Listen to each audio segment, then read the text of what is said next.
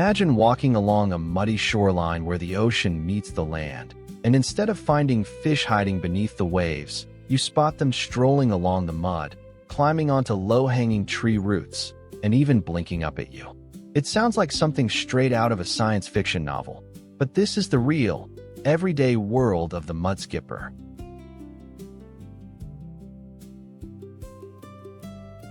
Belonging to the subfamily Oxydercinae, part of the goby family, these little oddities are evolutionary marvels that have successfully bridged the gap between water and land.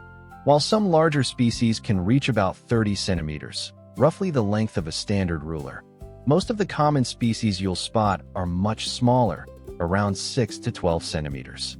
That is just about the size of a teacup or a smartphone, yet they possess a survival toolkit that would make any land animal jealous.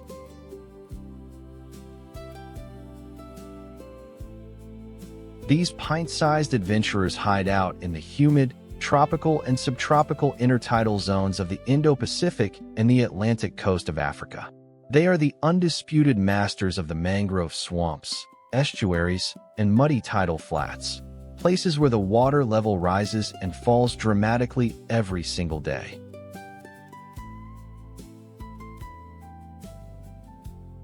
So, how does a fish survive out of water for up to 3/4 of its life without drying out? The mudskipper's secret lies in an ingenious biological backup plan. First, they carry their own scuba tanks in reverse. They have oversized, swollen gill chambers that they fill with water before stepping onto land, closing them tightly to trap the moisture. Second, as long as they stay damp, they can actually breathe right through their highly vascularized skin and the lining of their throat.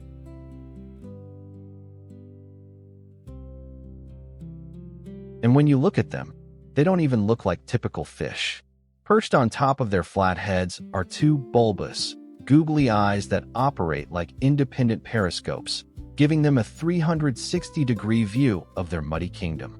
Because they live in the air, they have developed the unique ability to blink by pulling their eyes down into a fluid-filled pocket beneath their skin to moisten them.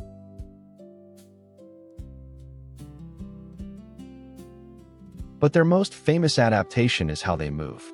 Their side pectoral fins aren't thin, feathery sails. They are thick, muscular, and jointed, functioning remarkably like primitive arms. By using these fins as crutches, they walk or crawl across the mud. If a predator like a heron gets too close, they flex their muscular tails and launch themselves up to 2 feet through the air in a single, explosive skip, hence the name, mudskipper.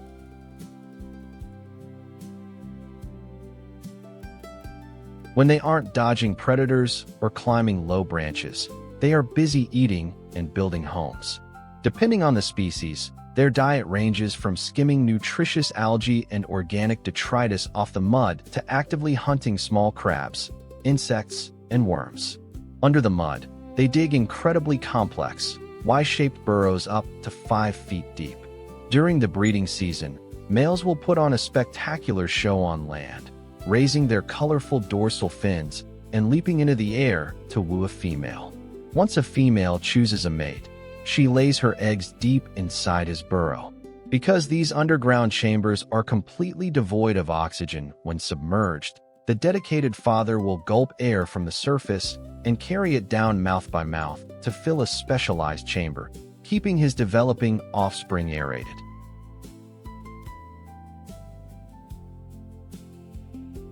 For humans, mudskippers serve as critical indicators of coastal health.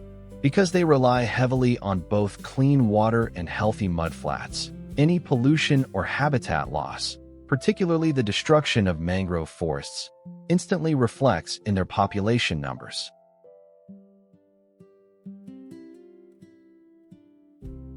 Perhaps the most profound thing about the mudskipper is that they are a living, breathing window into our own deep history.